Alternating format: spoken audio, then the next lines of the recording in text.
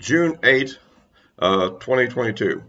Well, I want to kind of get into this ongoing battle on the gun control issue again. We now have the entrance of Matthew McConaughey, the actor with some apparent political aspirations, which at least he seemed to be floating that idea to before.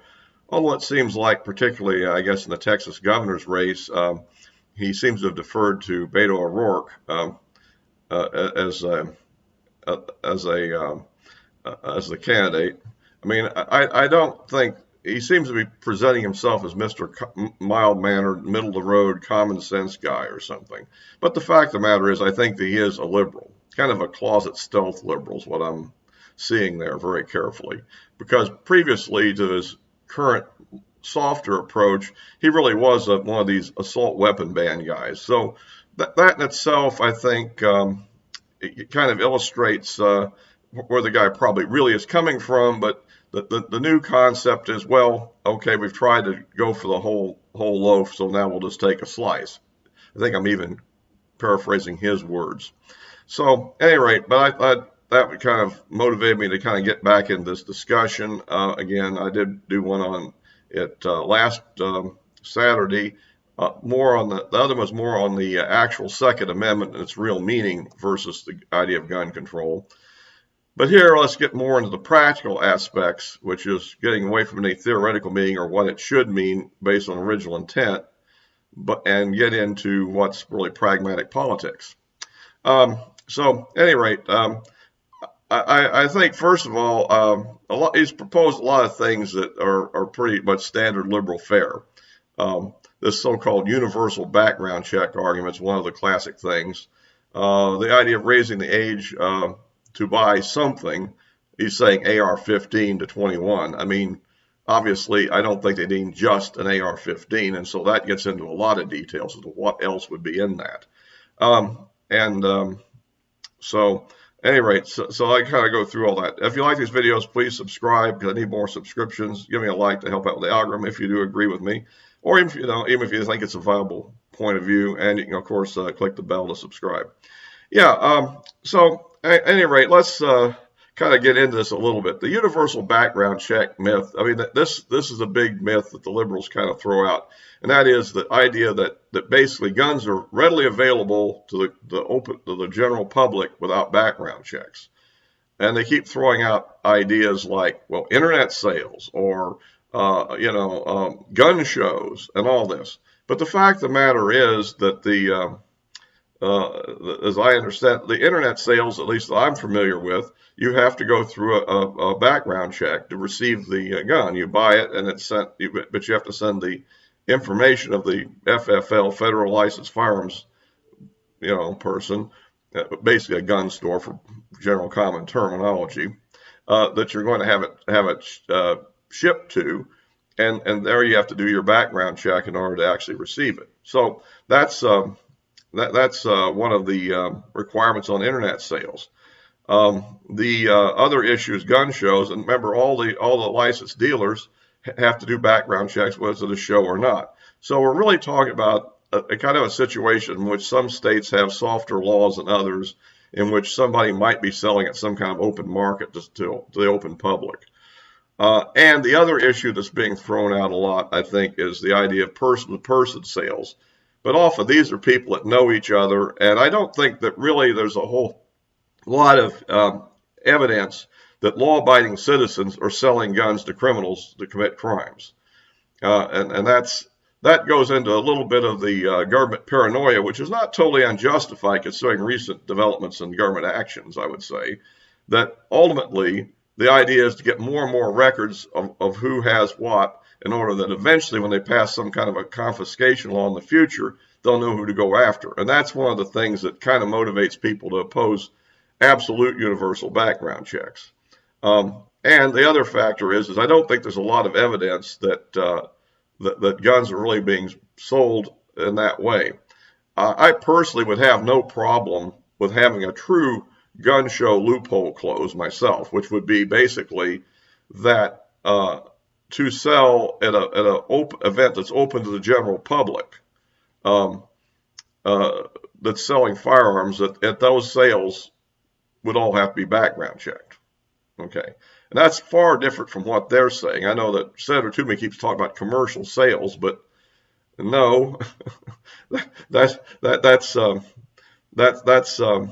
you know, not what the law he was passing just covered. It covered everything, and that includes if you sold one to your immediate family members. I mean, so that was I think one of the things that was been very misleading. We have extensive background checks. The biggest problem with background checks has been that a lot of the data hasn't got into it. And apparently that has, now I've been going into this a bit more detail, apparently after originally rejecting the fixed NICS bill, which like I mentioned that previously, eventually Congress got around to approving it later.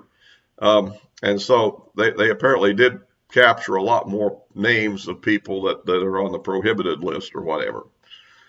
Although the other thing it's still, but okay, so that's one thing that's out there. And what's really being discussed now, I think, at least on the Republican side, is including juvenile offenses, that's those under 18, in the background check, as well as the ones that are over 18. Because essentially we've had a policy of kind of suppressing a lot of the juvenile crimes off the record so that when the person turns 18, technically adult, now they will be able to, they won't have that held against them. But you have the problem of what if you have somebody who's at 16 or 17 who's committed some kind of an act of violence that would have prohibited an 18-year-old, for instance, from obtaining a weapon, and then immediately after turning 18, they turn around and buy one. So that's essentially what's being proposed. I still think that's probably, it sounds like a good idea in and of itself. The problem I still have with a lot of these laws is this idea of lifetime bans for misdemeanors. I still don't really think a misdemeanor offense should ban somebody for life. And apparently many of the laws right now actually do that. So that's where I kind of push back in the other direction. Although I don't think this is an appropriate time that we're going to get much of an improvement on that, probably considering the current mood. But the felony is a different issue. The other question I have on the subject is, even with felonies, is it a violent felony or is it a procedural felony, such as a False Statement Act violation on a government form? I mean, not necessarily a firearms-related form, but just anything. I mean, you see the FBI is big on prosecuting people for those kind of crimes, although not all Washington juries are so much keen to convict if it's a Democrat. But I'm just saying that you're dealing with somebody who shows no tendency to violence, and yet they're banned for life for something, maybe a tax issue or whatever. So, I mean, I kind of question that myself. But at any rate, so I'm kind of conflicted on some of that, but, there you go. And so there's other issues that involve the idea of raising the age of for buying an AR-15 to 21, or maybe the idea of raising the age to buy any firearm to 21. I mean, the fact of the matter is that people are focused on a few stray events, that have occurred, such as the Uvalde incident, and then want to make policy based on that, which I think is kind of misleading. I mean, the idea that 19 children are killed in a single event should be considered worse than 19 children killed in separate events, at different times and places. So, but if you look at it that way, the most risk to children, again, as I point out, is really just normal street crime and basically accidents. That is, well, technically, I mean, drive-by shootings where a kid gets hit in the wild spray of bullets by some gang people. That's where you have the most loss of life among children. So, it is a tricky issue to form these laws, and of course, doing these things under pressure after a traumatic event is a question. One thing I do agree with him on, which he didn't overly emphasize, but he did mention the idea of excessive media, exploitation of these events, and I think I've pointed out in my previous video, I think that's the biggest thing that can be done. If the media would rein back this excessive coverage of these few stray events, I think it would motivate far less psychologically impaired people to do things like this. I don't think these people are very creative. They copycat each other. They tend to use the same weapons, and then when one of them uses a vest, the other guy uses a vest, etc. They've just been copying each other for years, basically. And so I think the more publicity these events have, the more likely you're going to create the next one. So that's kind of one of my pet peeves on this, and I guess that's the other issue, of course, is the hardening of schools, which obviously, with just a modest amount of hardening, Uvalde wouldn't have happened. If just a slightly more competent police force, Uvalde would not have happened. But I mean, when you have a fence that's easily jumped, a door that's unlocked, a police that's on the scene while somebody's firing in the vicinity of a school, not being engaged by the police, then you have, a recipe for disaster. And so, of course, improvements in school hardening is definitely a good idea. Armed guards at schools is probably a good idea. The thing I kind of question, though, is, Uvalde is one of these kind of cases where, maybe you wouldn't expect it to happen, as was, I guess, Sandy Hook. So that becomes a big investment to protect, all the smallest schools in the country. And, of course, that is what's kind of being discussed right now. And, of course, the forces of evil obviously had to pick one where you had a well-liked actor who originated from that town. Kind of interesting how that sort of occurred, huh? But at any rate, so that's kind of it. I think one thing I would point out is Dana Loesch has done a pretty good rebuttal to the principles that he put out the other day in this presentation at the White House. And I'll put a link to that in the description below, because I think that kind of gives you a little bit of a, insight into some of the counter arguments. I don't have a big issue about the 21 thing as much as I do the issue of categorizing rifles as assault weapons, as if an ordinary handgun is not an assault weapon. Most criminal assaults in this country are committed with handguns, not with rifles of any type, let alone ones that like AR-15s or whatever.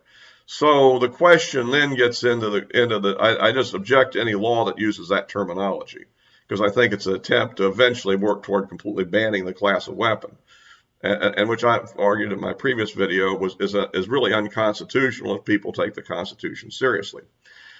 So anyhow, but that's kind of the situation. As to what happens, I don't know whether this will have any real impact or not. I guess we've got a senator from Wyoming that's gone wobbly because a bunch of leftists probably called her up and said we got to do something unspecified, which is always the most brilliant choice in any situation like this, is to do something. I think we're kind of somewhat where we are now based on the idea of something. And so, at any rate, hopefully that there'll be a more well thought out process. I think that Senator Cornyn is, from what he said publicly, if he's being fully factual here, is working in the right direction on the subject. You have to kind of, beat this thing back, but it'd be interesting to do steps that might have some real effect. The mental health issue is a big issue. Again, the problem there, as I point out along with red flag, is that the problem with red flag is going to flag a lot of people that are not really dangerous and will definitely never, do a mass shooting and put them through a bunch of legal hassles, while at the same time almost certainly will miss most of the real mass shooters because they usually aren't taken seriously until they actually do something. And, that's just a fact. I mean, we've seen it. I mean, look at the situation in the New York case at the Tops supermarket. I mean, as I understand, he even talked to a retired FBI agent about his plans or something, and nobody reported it. I mean, nobody took it seriously. That's why it wasn't reported. And yet it becomes serious when it actually happens. And that's why I'm not so wild about red flag as a solution. That's not to say that, and also I kind of believe that current laws allow one to effectively red flag. I mean, even in states that don't have red flags, if a person actually demonstrates a truly legitimate threat to the public, it is possible to take legal action that would effectively, quote, red flag the person, and bring them into a court-ordered psychiatric evaluation. And if it came out that the person needed to be adjudicated, such would then fall under the current law. And that might be, At any rate, my point is on red flag, you need to be very specific on what are the red flags that count. You know, uh, how will they be handled? Will a lawyer be appointed at the hearing to represent his side of the case or her side of the case before somebody shows up in the middle of the night with a SWAT team and leads to an incident that may cause a casualty? Which wouldn't have happened otherwise. These are things that are kind of interesting. And also, how does one that's falsely red flagged get out of being red flagged? And who pays the cost for that?